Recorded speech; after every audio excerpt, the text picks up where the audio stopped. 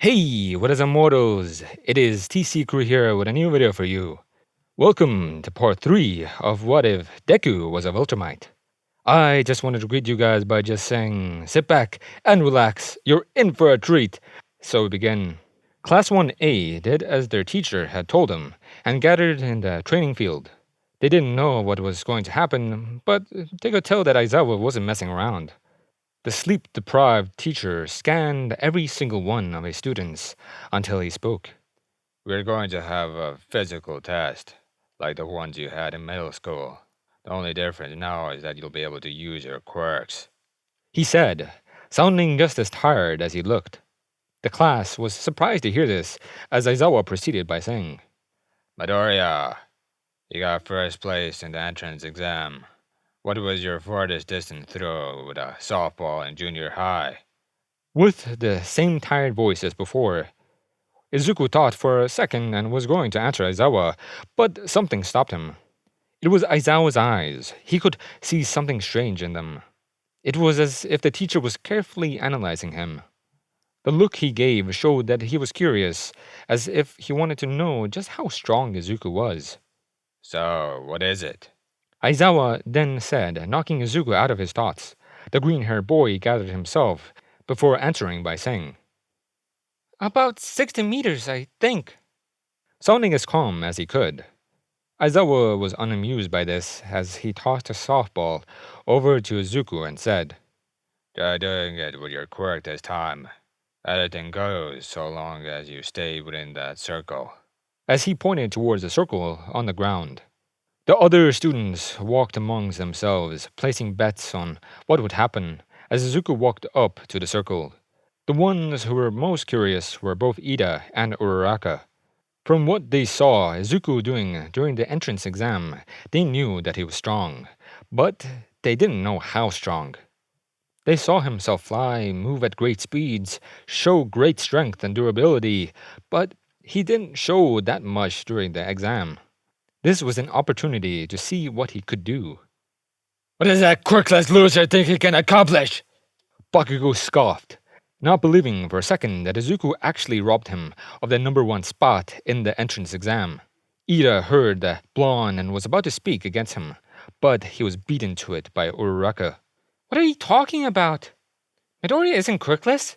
The brown-haired girl said, sounding confused as to what Bakugo meant. The blonde narrowed his eyes at Uraraka as he said, I've had the displeasure of knowing that nerd for most of my life now, and he has been quirkless during that entire time. With a more aggressive tone, Uraraka jumped a little upon hearing this, for it sounded like Bakugo was ready to attack, but his words intrigued both her and Ida. Had Izuku been really quirkless like Bakugo said? Was he just lying? Or could it have been that the green-haired boy had kept his quirk hidden up until now? Izuku stood in the ring and prepared himself, thinking on how to go about this. That is when he reeled back, before throwing the ball. A bang could be heard as a ball flew through the skies, tearing through the wind as it did. The green-haired boy had applied the same theory about punching that he had learned from his father. He used his entire body and even used his flight to apply more power. A few seconds passed until Aizawa finally got a notification on his phone. The tired teacher looked as unamused as always before showing it to the class. Everyone had their jaws hit the floor as Uraraka exclaimed, 970 meters! Sounded very shocked. No way! It was just shy of 1,000 meters! Ida then exclaimed, sounding equally shocked. Aizawa had no reaction to this, but there was one thing that piqued his interest. He had used erasure on the green-haired boy, but nothing had happened. He didn't even get the usual effect when using it on mutation types. This was a strange phenomenon, and it meant one out of two things. Either Izuku was immune to erasure, or his powers didn't come from a quirk. Deku, you bastard! Tell me how you did that, or else you're dead! A loud and a very angry voice bellowed. It was none other than Bakugo, as he charged in towards the green-haired boy. Aizawa moved and began to ready his scarf, but he wasn't fast enough. Bakugo made it to Izuku and blasted him. A massive cloud of smoke covered the circle so that no one could see who was standing there. Everyone got worried, thinking that Izuku had gotten hurt, but that worry was quickly replaced by shock when the smoke cleared. The green-haired boy wasn't there anymore. They couldn't see him anywhere, in fact. "That was close," a voice then said. Everyone was shocked as they followed the voice to its source. It was Izuku, and he had somehow managed to fly a few meters up in the sky before Bakugo's explosion landed. "I'd rather not destroy my PE uniform on the first day. So, could you please not do that, Kachan?" The green-haired boy then said, almost a little comically. Bakugo was in disbelief. He had seen Izuku's softball throw, but he still convinced himself that it was a trick of some sort. This, however, could not be explained by some trick. The green-haired boy was actually floating in the air. You can't do that without a quirk. "Bakugo, if you value your place here in the hero course, I strongly suggest that you stand down," Aizawa then said, quite menacingly. Bakugo was knocked out of his shock as he grunted and walked back to his classmates. Izuku then descended to the ground, next to his classmates, as Aizawa spoke again. "These tests are meant to measure your potential. Therefore, whoever comes in last place has none, and will be expelled immediately," the tired teacher said, quite bluntly. The students all went wild upon hearing this, as Uraraka spoke up. "You can't expel us. We just got here. It's not fair," she said. Aizawa got a little annoyed upon hearing this, as he said, "You're right, it's not fair. But neither is the world. Nothing about this line of duty or life is fair. It's a hero's job to combat that unfairness and go beyond their normal limits. So if you don't want to be expelled, you just have to make sure to not be in last place." With a voice that showed his annoyance. The test went on smoothly, with the class giving it their all. Izuku used his strength, speed, and flight to ace almost every test in a way that it made it look like it was without any effort. In the end, Izuku placed first, with a boy named Minoru Mineta ending up in last place. The boy almost began to cry due to his loss, but that was when Aizawa said, "By the way, nobody's getting expelled. It was just a logical ruse to make you give it your all. But it turns out that it wasn't as effective as I had hoped." With his usual tired voice, the students were about to comment about how their teacher had lied to them, but stopped when they heard the other part of his statement. Aizawa was silent for a long while, until his gaze landed on Izuku. "Midoriya, if you don't take the test seriously next time, I will expel you regardless of how good your results were," the tired teacher then said, once again, sounding like he was annoyed. The class was stunned upon hearing this. Izuku had performed the best out of all of them, without a doubt, but he's been holding back while doing it? Just how strong is he? How did he get so far?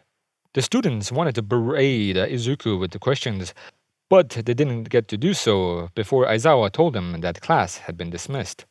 The students then left the ground after this was announced. Izuku met up with both Ida and Uraraka, and they both proceeded to walk to the station together. "Hey Midoriya, why does Bakugo call you Deku?" Uraraka asked as they were walking. Izuku was surprised to hear this question, but he answered by saying, "Kachan just calls me that to make fun of me.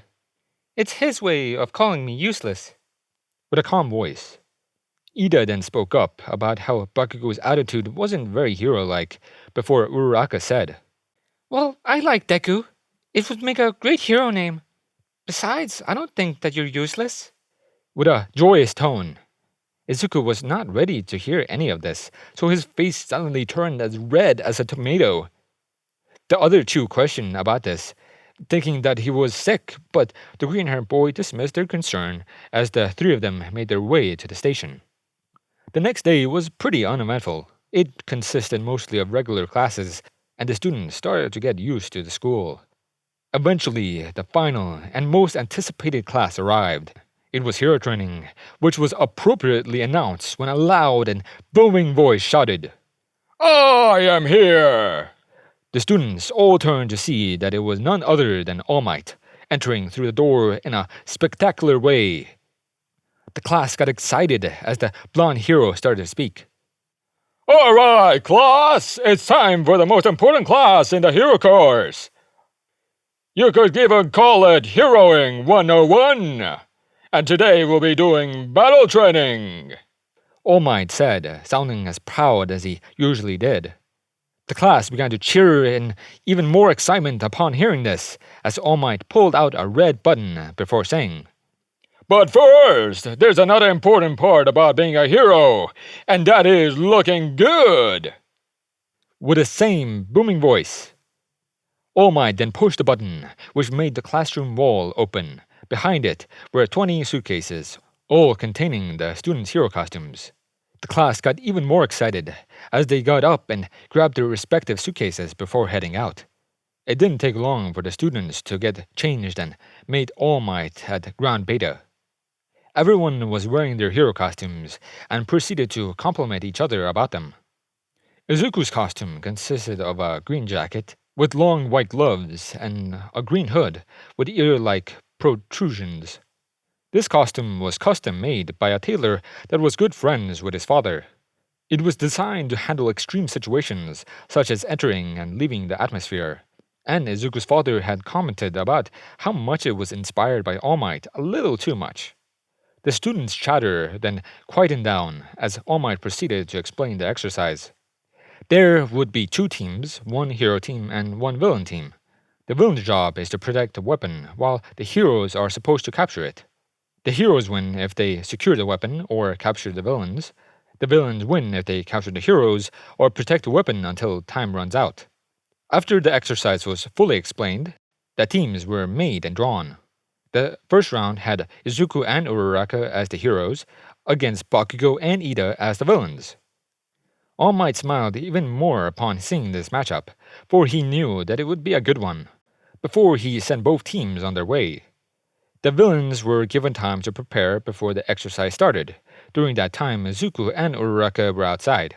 They both studied the layout of the building until Uraraka spoke up. So Bakugo told us that you have known each other for a while. But what exactly is your relationship? The brown-haired girl asked. Izuku was surprised to hear this, but he gathered himself as he answered. We're childhood friends. But then he started bullying me. I was quirkless until just 10 months ago. And Kachan probably thinks that I have been hiding my quirk from him all this time. With a relatively calm voice, Uraraka was surprised to hear this answer, but now she understood what Bakugo had said earlier. The blonde thought that Izuku was quirkless, but he just hadn't seen him use his quirk during the last 10 months. I see. So it's a fated encounter between rivals. Uraraka then commented, only now realizing how big this battle was.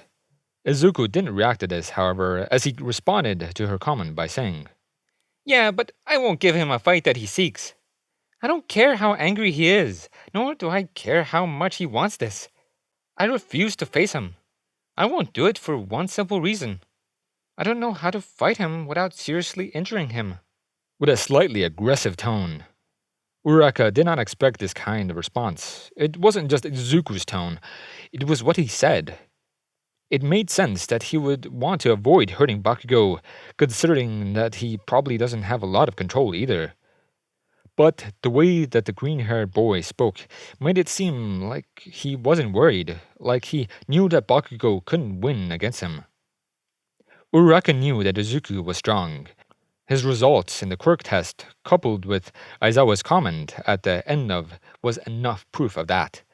But right now, she couldn't tell whether he was overly confident or not. I'm sorry for dragging you into this mess. The green-haired boy then said, scratching the back of his head as he did. Uraraka gathered herself once more, as she answered by saying, It's all right. We're a team after all. Quite joyfully, Izuku blushed slightly upon hearing this, but he gathered himself once All Might announced that the heroes could now enter the building. So, what's the plan?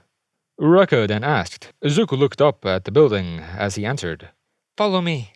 Before slowly flying upwards, Uraraka looked confused at first, but She didn't question it as she made herself float alongside Izuku. The two slowly made their way up alongside the building until they stopped at a window. Through it, they could see the weapon, and they could see that Ida was guarding it by himself. Izuku commented, "Just as I thought.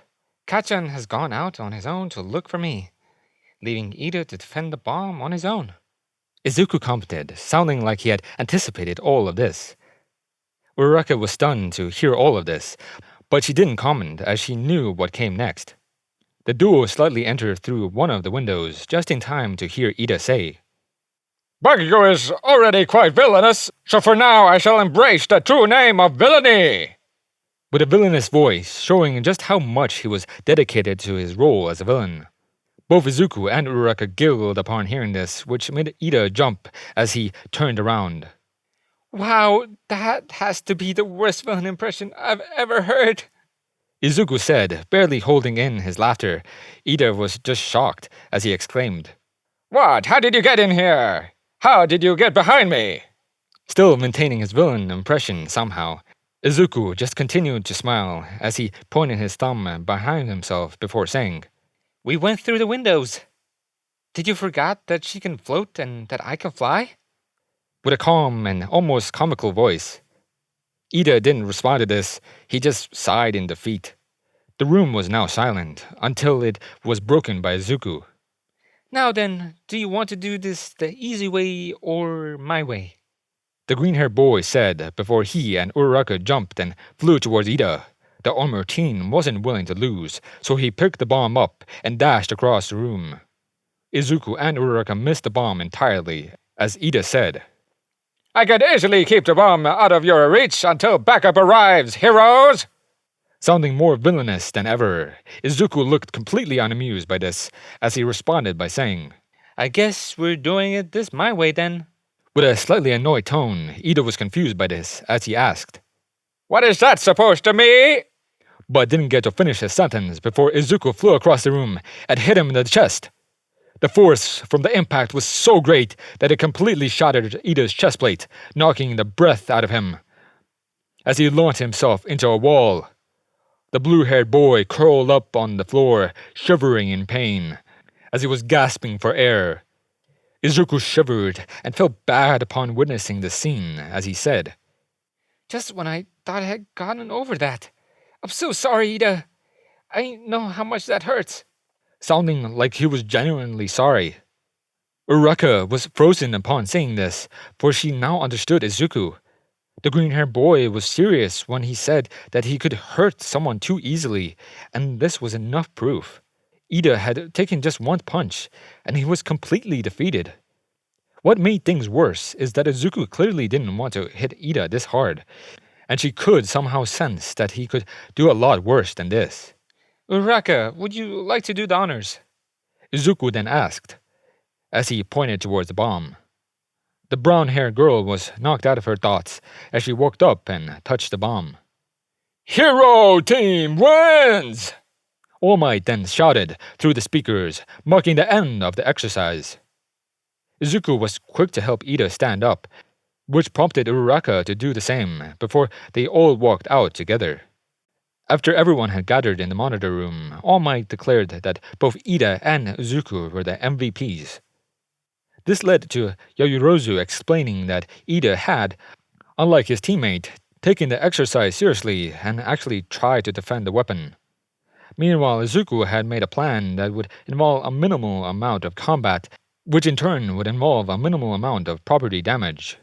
The only forms of criticism that were given to them were that Ida needed to be more aware of his surroundings and the opponent's possibilities, and that Izuku could try to hold back more.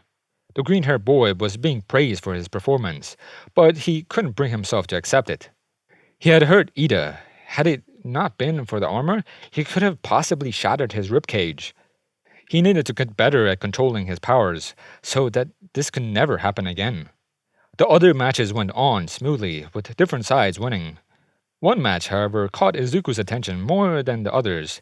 It was one that ended within just a few seconds, when someone with dual-colored hair froze the entire building. Izuku made a mental note to keep an eye out for this ice user, for he was quite strong. The day then went on as it should have, with the students finishing whatever needed to be finished before heading home. Izuku met up with both Ida and Uraraka after everything had ended, and the green-haired boy apologized to Ida so many times that it was starting to get annoying. Shortly after they left, Bakugo walked out of the building. He watched the trio walk off, and he was getting angry. His anger was aimed at Izuku, and it was because what happened during the exercise. The green-haired boy had avoided combat with him, and it wasn't the first time either. He had almost done it when the blonde tried to attack him during the quirk test. Bakugo was getting more and more furious. Izuku had been hiding his quirk all this time, and now he was stronger than him? The blonde had more than just his explosions now, and he even had All Might on his side, yet he still couldn't see if he faced up to Izuku. The blonde clenched his fist in anger until he felt a hand on his shoulder. "Is everything alright, young Bakugo?" The booming voice of All Might asked, wondering what was happening. Bakugo just grunted as he looked towards the far-distant Izuku, before shouting, "Damn it, Deku! When did you get so damn strong?" With a very angry tone, All Might was surprised to hear this. He knew that Bakugo was talking about Izuku, and he knew why. Bakugo is obsessed with being the strongest, and seeing that the green-haired boy showed off his power like that had probably triggered something in him. All Might didn't see this as a bad thing, however. He only saw it as an opportunity to motivate his successor. "Don't beat yourself over it, young Bakugo! Young Midoriya is really strong!" The blonde hero said, his voice sounding just as proud as before. Bakugo looked confused as All Might continued. "You may have my quirk, but young Midoriya can still rival you in terms of power. The two of you actually have more things in common than you think." Bakugo was even more confused now, just as he was angry. "What is that supposed to mean, All Might?" The blonde growled quite aggressively. All Might was unaffected by this, for he had gotten used to it after 10 months, as he smiled and said, "Let's just say that you're not the only one with a connection to a really powerful hero." His voice not changing in the slightest. Bakugo just got more confused, for he barely understood what this meant. Is Izuku also being trained by a hero? And is that hero strong enough to rival All Might? Is that why the green-haired boy had gotten so strong? He was being trained by a hero who could rival All Might? The blonde didn't have any answer to any of this, but he knew one thing for certain. Izuku had somehow gotten really strong, but wasn't going to let that nerd surpass him. Thank you all for sticking around, and I hope that you enjoyed. Before you leave, we would just like to let you know that We the Celestials has many other channels for your entertainment and viewing purposes. All the information you'll need is right below here in the description, so feel free to check out all the other incredible projects our team creates.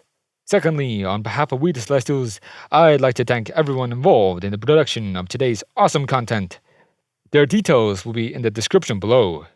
That's all for today's video, so goodbye and have a divine day.